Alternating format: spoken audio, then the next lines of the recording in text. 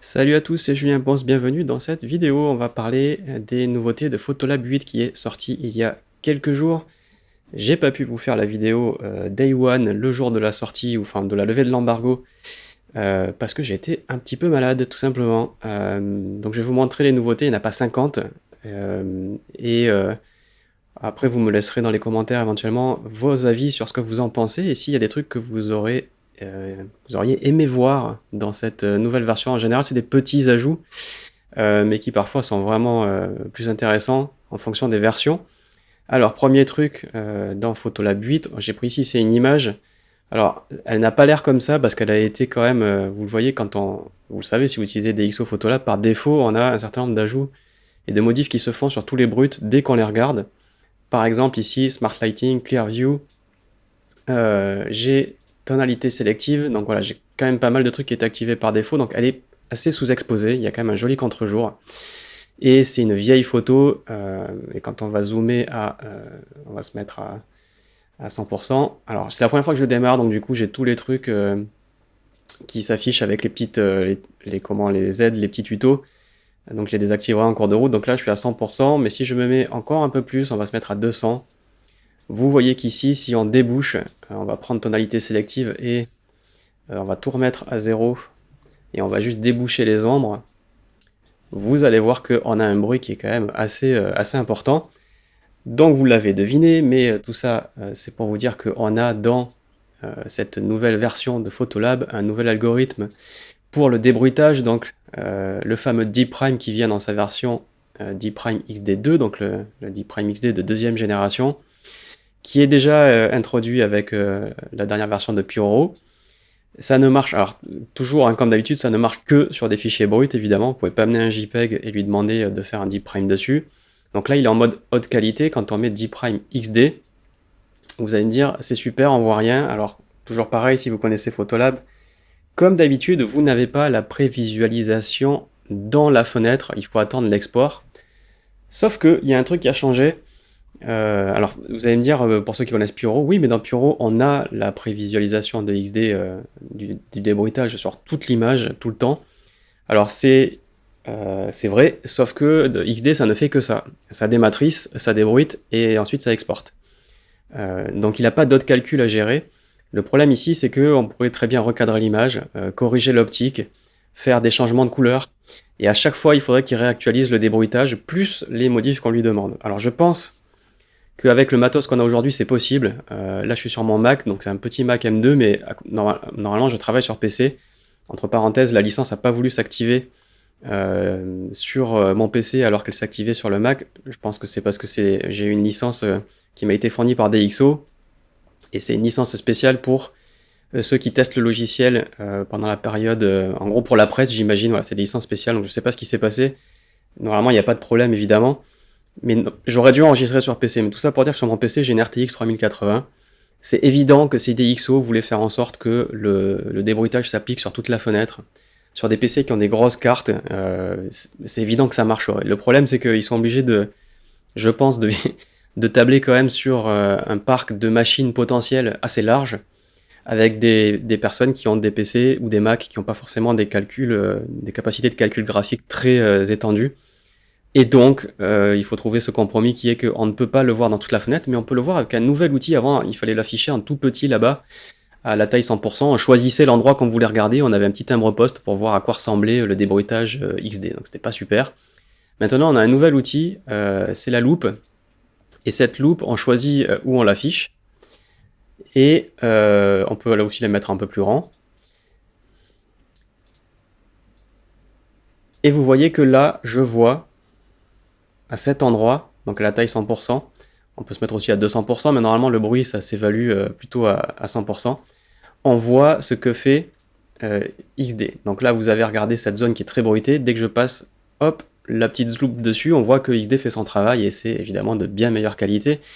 Le débruitage de D' étant basé sur le dématrissage, ça se fait au moment du dématrissage, et ensuite il y a de l'ajout de détails basé sur le machine learning, donc c'est vraiment de l'IA qui réinvente les détails en fonction de ce qu'il a sous le nez, quoi. C'est-à-dire que quand il a de la végétation, Il a appris à reconnaître de la végétation, il va pas accentuer les détails comme si c'était du ciel ou si c'était des poils d'animaux ou si c'était de la peau humaine.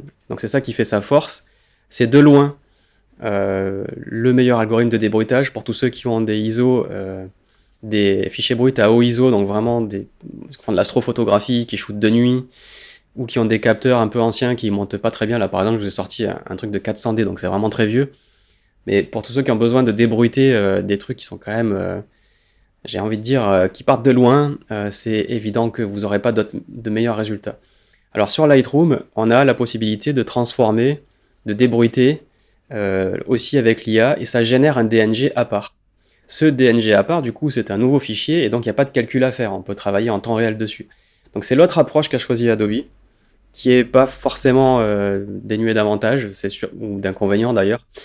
Ça veut dire qu'on n'a pas besoin de se farcir une loupe pour regarder ce que fait le débruitage.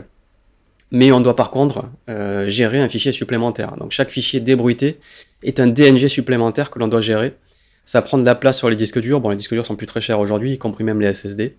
Le cloud, pareil, même si je stocke pas personnellement mes fichiers bruts sur le cloud. Mais par contre, moi, ce qui me saoule un petit peu, c'est de devoir gérer ça dans le catalogue. C'est-à-dire que si dans un catalogue de 200 images, je me farcis 200 images de plus parce que j'en ai débruité autant, c'est pas génial, quoi. Donc le compromis des XO, c'est vous pouvez pas voir dans toute la fenêtre le débruitage avec tous vos développements, mais vous avez quand même une loupe qui vous affiche quand même, regardez, quand on met par exemple la grande taille, vous voyez quand même l'essentiel de votre photo, vous pouvez la voir avec le DPrime XD. Donc cet nouvel outil loupe, il est quand même pratique, pas que pour DPrime hein, d'ailleurs, que je vais désactiver, je vais juste mettre haute qualité pour le moment. Mais si par exemple je fais une autre modif et que je veux voir à quoi ça ressemble sur l'image, je vais par exemple pouvoir prendre les hautes lumières ici et voir par exemple à 200% ce que ça donne sur mes nuages. C'est pendant que moi je suis à un autre niveau de zoom. En général, on va se mettre plutôt à un affichage écran, voilà.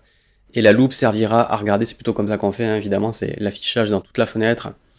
Et la loupe qui, elle, vous montre, comme son nom l'indique, une version zoomée, agrandie, avec les détails de ce que vous avez fait. Donc c'est un petit tir groupé de nouvelles fonctionnalités qui sont plutôt cool. Bon, DPrime était déjà excellent, il est devenu encore meilleur. Et en plus, maintenant, on a une meilleure façon de le regarder, on n'est pas obligé d'attendre l'export, et on n'est pas obligé non plus d'être dans le petit timbre-poste qu'on avait avant, en haut à droite, pour voir son effet. Donc ça, c'est quand même plutôt bienvenu. Donc on va désactiver la loupe. L'autre nouveauté, ça va être de pouvoir comparer des images. Donc quand on va dans comparer ici, on peut comparer évidemment le avant et le après, bon ça a toujours été là, et on va pouvoir utiliser l'image courante comme référence, et ensuite, donc là on a le petit R, on est passé automatiquement sur un mode à deux vues, et on va pouvoir cliquer à côté et comparer deux images entre elles. Donc si vous avez fait plusieurs versions, alors là je suis désolé, je vous ai mis deux images qui me servent pour vous montrer le nouveau débruitage et pour vous démontrer le teint de saturation que l'on va pouvoir utiliser en local maintenant. Donc ça c'est la démo suivante. Mais en gros vous pouvez comparer deux images, mais je pense qu'évidemment le but du jeu c'est de comparer des trucs qui se ressemblent beaucoup et de choisir celle qui vous plaît parmi une série d'images qui se ressemblent. Donc vous avez ce mode comparer ici avec, voilà, utiliser l'image courante comme référence, vous voyez qu'il vous donne à chaque fois l'image de référence avec le nom du fichier quand vous allez dans la liste déroulante. Autre nouveauté principale, la courbe des tons qui est maintenant beaucoup plus complète. Alors qu'est-ce qu'elle propose de plus? Déjà elle propose un histogramme qui est incrusté dedans, donc ça existe dans Photoshop depuis longtemps ou dans d'autres logiciels. C'était un peu dommage d'avoir une courbe et de ne pas voir la répartition des tons. Alors l'histogramme, vous l'avez en haut à gauche, bon. Donc je comprends qu'à la base des XO se soit dit, c'est peut-être pas non plus délire de le mettre voilà, tout de suite, mais bon, je pense que ça mangeait pas de pain non plus. En l'occurrence ici, si je place un point, je vais pouvoir dire que là, mes blancs, pour qu'ils soient plus blancs, je mets le point blanc là où la crête s'arrête. C'était quand même un peu plus facile de regarder ici que de regarder un peu entre les deux. Donc ça, c'est cool. Donc on va peut-être se calmer un petit peu sur cette retouche, mais effectivement, le blanc était pas blanc. Autre chose, on va pouvoir maintenant, donc déjà on a toutes les valeurs, et on a une pipette. On peut par exemple survoler et dire je veux augmenter un petit peu les tons débouchés au niveau des tons ici. Alors c'est pas géographique, c'est les tons qui sont sous le clic. Donc vous voyez le point, quand je vais cliquer et que je vais monter, on va pouvoir ici déboucher les noirs qui sont pas complètement noirs. Donc ça s'appelle le mode cible, ça existe depuis Lightroom 5 ou 6. Donc ça fait 15 ans que c'est là dans les autres logiciels. Pareil, on a enfin ça dans Photolab. Ça n'existe pas forcément, je crois, dans tous les autres logiciels concurrents. Et en plus, maintenant, on a aussi un truc qui existe par exemple dans Capture One, mais qui existe toujours pas dans Lightroom, il me semble. Alors, je commence à me mélanger les pinceaux parce que c'est difficile de garder un historique de tous les logiciels et de toutes les versions avec une chronologie, mais en gros, le L, qu'est-ce que ça permet? Ça permet de retoucher que sur la luminance. Exemple. Avant, si je faisais ici une retouche de contraste, on va faire l'inverse. On va par exemple faire une image plus contrastée. Hop, ici, donc on va vraiment booster, vous le voyez, le contraste, on va avoir quelque chose de très très cru. On pourrait le faire aussi on va le faire ça sur cette image peut-être, ça va être un petit peu plus adapté, on va se mettre à 100%, boum, une courbe en S. Et qu'est-ce que je retrouve? Bah, je retrouve plus de contraste, certes, mais je retrouve aussi des couleurs bien plus saturées. Le bleu est devenu beaucoup plus bleu, le vert est devenu beaucoup plus vert. Et ça peut être un problème. Parce que si j'avais un équilibre de couleurs qui me plaisait, j'avais pas forcément envie d'éclater la saturation de mon image en retouchant ma lumière. Donc on va revenir à 0, on double-clique sur les points pour remettre, on peut aussi cliquer sur tout réinitialiser, attention que tout réinitialiser, ça réinitialise tout ce que vous avez fait dans la courbe. Si on prend le L et qu'on fait la même chose,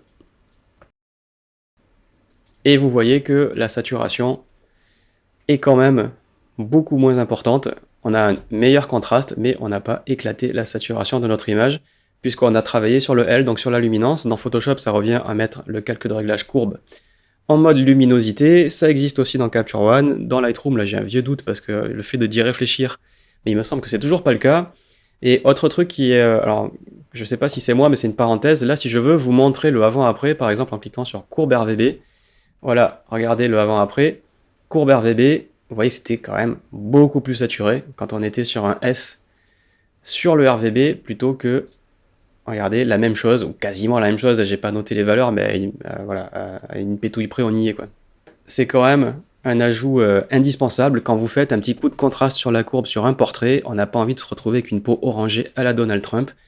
Bon après, tous les goûts sont dans la nature, mais perso, c'est pas ma tasse de thé, que ce soit pour la peau ou pour le reste. Cette courbe, alors DxO dans la présentation se dit, on n'a pas réinventé l'eau tiède, mais on a tout mis dans la courbe, là où tous les autres concurrents ont toujours un truc qui manque. Il y a toujours un petit truc qui manque, où il n'y a pas le mode cible, où il n'y a pas le L, où il n'y a pas les valeurs ici, où il n'y a pas l'affichage de l'histogramme, bref, il manque toujours un petit truc, où il n'y a pas le gamma, évidemment. Donc c'est vrai que c'est la courbe la plus complète. Alors j'ai plus Darktable en tête parce que Darktable a un développement chaotique avec des ajouts qui partent dans tous les sens, avec aucune direction vraiment claire, avec des modules qui font les mêmes choses, qui se répliquent l'un l'autre, avec des options partout. Bon bref, je suis toujours Darktable, mais je vous avoue que j'ai du mal. Donc peut-être que parmi les 300 milliards d'options qu'il y a dans Darktable, dont 299 milliards inutiles, il y a peut-être effectivement tout ça. Maintenant, est-ce que c'est aussi bien présenté, est-ce que c'est aussi bien foutu? La réponse, je peux vous la donner, c'est non. C'est effectivement une courbe vraiment la mieux fichue que l'on peut trouver dans l'ensemble des logiciels. Donc en gros, ils n'ont rien inventé, mais ils ont tout mis dedans. Donc pour ceux qui travaillent avec la courbe, et vous auriez raison de travailler avec, c'est quand même vraiment vraiment top. Évidemment, il y a les pré-réglages, hein. Donc quand vous avez des courbes aux petits oignons que vous utilisez sur des séries de photos, vous pouvez enregistrer un petit pré-réglage pour vous y retrouver facilement. Si vous cherchez une formation complète à Photolab, vous pouvez taper DxO Photolab sur tuto.com et vous trouverez normalement la formation la plus vendue de la plateforme, qui est la mienne. C'est plus de 6 heures de formation avec tous les fichiers sources qui sont fournis, le salon d'entraide pour partager ses travaux avec les autres apprenants. On passe à la suite des nouveautés de Photolab 8. Autre nouveauté, on va pouvoir maintenant faire du masque sur les couleurs. Donc en gros c'est une plage de couleurs pour parler plus simplement. Donc si je vais ici dans les outils de retouche locale, je vais avoir un nouveau masque qui s'appelle le masque de teinte. Si par exemple je sélectionne le ciel ici, donc on va pouvoir choisir du coup, alors le premier clic définit la teinte, donc il a trouvé que c'était du bleu, on va pouvoir élargir avec un contour progressif basé sur deux valeurs qui sont elles les butées, c'est-à-dire tout ce qui est à l'intérieur sera sélectionné et tout ce qui ira vers l'extérieur, donc les points qui sont en bas, va aller d'une application à 100% vers 0%. Ça s'appelle un contour progressif, un phasor en anglais. Donc par exemple ici, si je veux sélectionner un peu plus de mon ciel, je vais agrandir. On va pouvoir du coup ensuite, une fois que ça c'est fait, appliquer n'importe quel réglage parmi les réglages locaux. Par exemple, je pourrais très bien aller dans le TSL et changer la teinte de mon ciel. Évidemment, du coup, ce que l'on peut aussi faire, c'est combiner d'autres masques. Donc par exemple, si jamais on a sélectionné des zones qu'on ne voulait pas, ou au contraire des zones qui manquent, on peut aller dans la fenêtre là-haut, hop, cliquer sur le masque de teinte et aller ajouter un masque au pinceau, tout bêtement. Donc là, je vais prendre la taille de mon pinceau et je vais en rajouter. Donc on va rajouter un peu plus parce que l'image est assez grande. Ou inversement, ce que je pourrais faire, vous voyez maintenant que j'ai un masque de teinte qui est beaucoup plus grand, si au contraire il s'était trompé, qu'il avait pris d'autres valeurs, je pourrais le faire avec la gomme. Et dire au contraire, je me suis trompé et je vais, hop, on va grandir ici, je vais gommer. Et il reste le résultat que j'avais avant, moins ce que je viens de faire sur mon coup de gomme. Donc on va l'enlever, on va recommencer. On va le faire par exemple ici sur les arbres. Ça a sélectionné tous les verts qui correspondent à celui sur lequel j'ai cliqué. Sauf que moi, j'ai pas envie de changer l'arbre au premier plan. Donc je vais prendre ma gomme et je vais dire, bah non, cet arbre au premier plan, je ne le veux pas. Par contre, celui-là, oui, il est bien sélectionné. Je vais même en prendre un peu plus.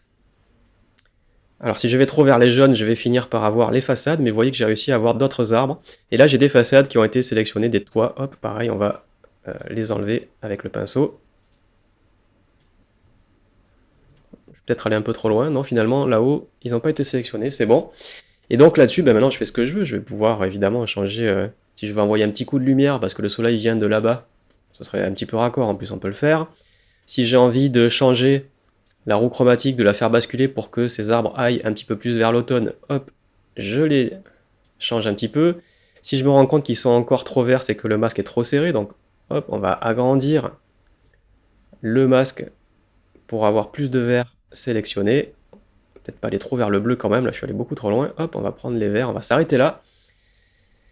Et ainsi, je peux faire un masquage basé sur la couleur. Donc on peut le faire quand on regarde les options de masque que l'on avait. On a toutes nos options pour avoir les viewpoints, les masques à la main avec le pinceau, évidemment celui de luminosité, et donc il manquait plus qu'en faire un sur la couleur, évidemment. Donc on est maintenant en parité avec ce qu'on a dans la concurrence, notamment évidemment chez Lightroom, qui a un masque de gamme qui est basé sur la lumière, et un masque basé sur la couleur, une plage de couleurs. Donc maintenant on a la même chose dans DxO, et on peut évidemment combiner tout ça avec le pinceau, avec des viewpoints, on peut faire vraiment des masques aux petits oignons comme d'habitude. Je vous l'avais dit dans mes précédentes vidéos sur Photolab, les viewpoints c'est puissant, mais à l'heure où on a des masques en 3 secondes sur des sujets, sur la détection de sujets, sur le premier plan et l'arrière-plan, l'intelligence artificielle, par pitié, monsieur DxO, ce qui nous manque, c'est là de pouvoir sélectionner ce ciel en 2 secondes et pas d'aller faire un masquage combiné de plusieurs viewpoints, une plage de couleurs sur le bleu, mais qui n'est pas complètement bleu ici. Donc là, si je veux sélectionner mon ciel, ça me prend 5 bonnes minutes à aller galérer au pinceau, et en tout cas faire une ligne de contrôle, puis soustraire l'arbre que je vais devoir soustraire à la main, puis je vous dis pas en plus avec les feuilles. Bref, j'ai dit 5 minutes et je pense que je suis gentil. Là où vraiment, dans Capture One ou dans Lightroom, c'est 3 secondes. Le ciel est détecté en 3 secondes. Et donc comme on a le ciel, on l'inverse, on a aussi le premier plan, bref. Ces trucs-là, vous y couperez pas. Je sais que c'est une fierté chez DxO, les viewpoints. Pour moi, c'est une fierté un tout petit peu anachronique. Ça reste quand même un outil complètement manuel, et on doit souvent combiner plusieurs viewpoints pour sélectionner des trucs qu'on sélectionnerait autrement vraiment en quelques secondes. Pour la photo de portrait, c'est pareil. Quand il y a des cheveux qui viennent se mêler à tout ça, c'est l'enfer. Et c'est certainement pas les viewpoints basés sur la luminosité qui rendent ça facile à sélectionner. Bon, néanmoins, la plage de couleurs, c'était un manque. Elle est maintenant présente dans Photolab. Autre truc que je dois saluer aussi, les performances. Encore une fois, sur un modeste Mac M2, alors c'est pas le plus petit, hein, c'est celui qui a 24 Go de RAM, donc il y a pas mal de RAM, et c'est celui qui a 2 cœurs de plus sur le GPU, mais ça reste quand même un MacBook Air M2, hein, c'est pas une machine de fou à 4000 euros. Les performances sont très bonnes, vous avez vu là quand j'ai sélectionné et que j'ai gommé, le masque c'est vraiment hyper rapide, à une époque où il aurait fallu vraiment beaucoup plus de temps. Là vous voyez que ça prend quelques... voilà, c'est instantané. Donc c'est vraiment très très très plaisant. Quand on prend le zoom, on se met à 200%, boum, pareil, on n'a pas eu le temps de dire ouf, voilà, c'est instantané, c'est sous le clic, et ça sur un tout petit Mac d'entrée de gamme. Enfin, c'est l'entrée de gamme des machines, et c'est le plus haut de gamme parmi cette entrée de gamme, puisque j'ai pris 2 ou 3 options, mais c'est vraiment pas un M3 Max surblindé, enfin voilà. Donc les performances sont vraiment très bonnes. Il manque plus, je vais revenir là-dessus, il manque plus que les masques IA. Voilà, parce que moi, si je mets 3 secondes pour sélectionner mon modèle devant un fond, si je mets 3 secondes pour sélectionner mes paysages avec mon ciel et inversé pour avoir le premier plan, ou si je mets 5 ou 10 minutes parce que c'est galère, vraiment le calcul ne se fait pas. Donc pour l'instant, pour moi, comme beaucoup de photographes, Photolab est pour moi un plugin pour pouvoir bénéficier des déformations optiques, même si on peut aussi utiliser que Viewpoint à part. Pour pouvoir bénéficier de XD, certes on peut aussi utiliser Puro à part, mais aussi pour pouvoir faire des retouches de couleurs qui sont quand même aussi excellentes avec Photolab. Mais ça remplacera pas mon outil de développement de A à Z que uniquement parce que bah, le masquage, les viewpoints, c'est pas ça quoi, à une heure où on peut sélectionner les trucs automatiquement. Donc voilà pour les nouveautés de Photolab, ça reste quand même plutôt un bon cru quand même, ça fait vraiment 2 versions là où on place la barre assez haut, puisque depuis qu'on a changé le moteur de couleur avec un profil plus large, depuis qu'on a introduit XD et maintenant qu'il est amélioré, maintenant qu'on peut voir XD directement dans le Canva, maintenant qu'on a une plage de couleurs et une courbe en Luma, il manque vraiment plus grand chose, il manque plus selon moi que les masques automatiques, des masques basés sur A pour sélectionner des trucs chiants en 3 secondes et ne pas aller combiner des viewpoints et ne pas aller combiner des masques manuels. C'est tout ce qui manque, donc par pitié la version 9, si vous m'entendez, pour ne pas que Photolab soit qu'un plugin pour ceux qui utilisent Lightroom ou Capture One avec des outils de masquage plus puissants. Voilà, ça serait vraiment, vraiment, vraiment, vraiment pas mal. J'espère que ça vous plaira. Dites-moi ce que vous en pensez. Dites-moi, selon vous, ce qui manque à Photolab. On a quand même la chance d'avoir un logiciel qui n'est pas basé sur abonnement, qui est très puissant, qui est made in France et qui en plus a des performances excellentes. Donc il manque vraiment plus grand chose pour atteindre le Graal. Dites-moi si vous êtes d'accord avec ça. Je vous retrouve très bientôt pour une nouvelle vidéo sur les nouveautés des logiciels ou sur Photolab en particulier. Merci, bye bye.